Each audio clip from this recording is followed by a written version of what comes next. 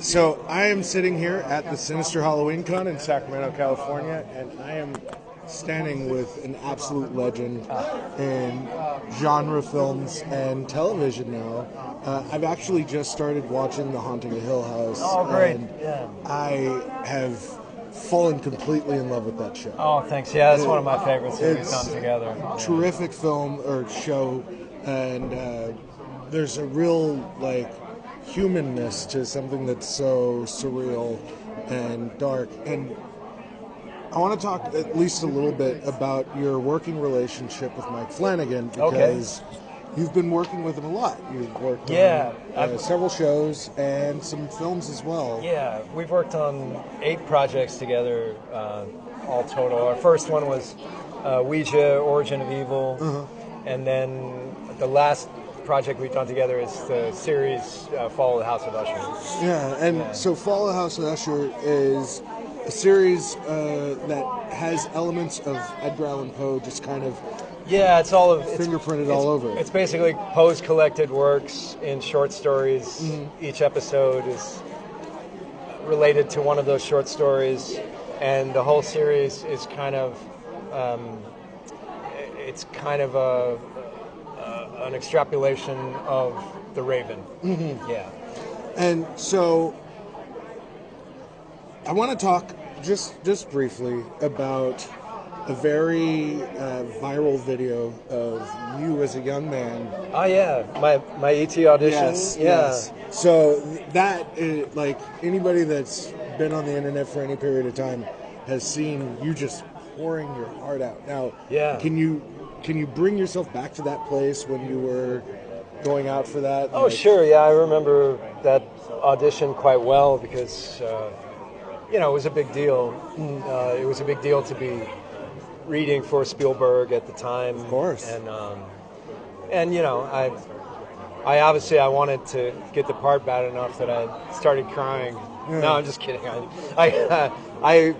They were happy with what I did in the audition, and it got me the role. So that was 1981, and I think that hit the internet because it was included in a Laserdisc, and somebody uploaded it when the internet was young.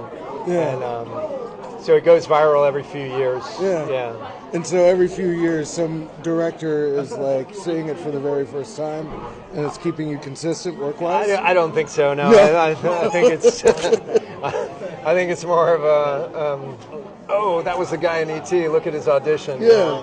But I don't think. I don't think it helps me still get work. Yeah. Well, I think stuff like Suicide Kings, for example, is just So that was the first thing I had seen of you post ET. Oh, as an adult actor. As an adult actor, and I was like, who is this guy? And my friend was like, that's the kid from ET. Yeah. And I was like, no way. And the first real big one that I did as an adult was Fire in the Sky. That was the first studio part that I got as an adult. And then a year later, I got Legends of the Fall, and that kind of put me on the radar as a young adult actor. And then I think Suicide Kings was a year after Legends. And that was right in that Tarantino phase where everybody was it was in the mid '90s, early to mid '90s. Yeah. And then it's kind of like the independent film boom of New York, and that kind of lasted for most of the decade. Now, started to taper off at the end. As an actor, is there something when you get sent a script or you go out for something that attracts you more than other stuff? Well, I mean, mainly if I'm reading a script, I'm looking at the story and I'm looking at the character. But I'm also looking at the writing, and I'm kind of trying to envision it. And if it's something that has a good story, it's usually easier to envision, and I think it's generally a better piece. So I am drawn to story, and then if the story is kind of meandering, if the character is strong enough that I think the character could pull it together, then I might take it based on that. And so talk about character, your character in Haunting a Hill House is played by two actors. Yeah. And so you get to play kind of the naive version of the same guy. Yeah. And so you get to have kind of that whimsical nature to your performance while still like putting your hand in the fan. Yeah, for sure. Yeah. So what did you think about like switching roles from being the kid to being the parent? Well, you know, for me in my career, it's always been like that. You know, it's like you're too old to play the kid anymore.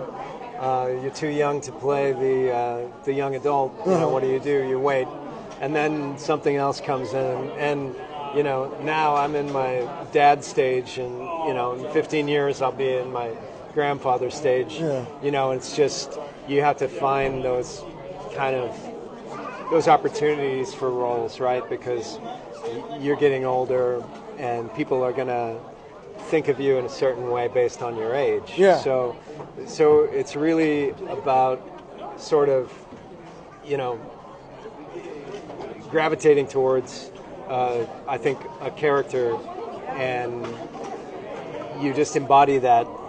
Everything else falls into place. Mm-hmm. You know, they're going to put you where they see you anyway, but you know, nobody ever thinks of themselves as, oh, I'm the dad. Yeah. You know, it's like you're a complete person. You know, you might be a grandfather, you might be a plumber who's a grandfather, but you know, that's not who you are. So you find the humanity in the characters, and you know, people will believe you based on your integrity, right? Absolutely. And that actually kind of answers my final question, which was going to be my zinger question of like identity and wanting to present yourself in a certain way, and like legacy, the legacy of you as an actor. Do you want to be the E.T. kid? Do you want to be the guy that worked with Mike Flanagan? Like, your identity for you as an actor, what is it that you want to convey before you're done doing it? I don't know. It's interesting because I already know, and I'm already doing everything I want to do as an actor in every role that I have. Mm-hmm. And I make sure I do all of that on the job. But honestly, as far as legacy goes and whatever, you know, being remembered at all for any of my work is a reward in itself, yeah. Right? And being able to do this for a living, you know, it's always been my path. So whatever people take away from it, I'm happy with that. You know, my fun comes in the work and bringing these characters to life. And if anybody gravitates towards them or takes something away from them, then I just feel like I've done my job. Mm-hmm. So it's all good. They can hate me as a villain, or love me as a hero, or think of me as a child, or think of me as an old man. It's all the same to me. Yeah. Well, thank you so much thanks for your time. Very much. And it's been a pleasure having you at the convention. Thanks for having us here. It was great. Awesome. Yeah.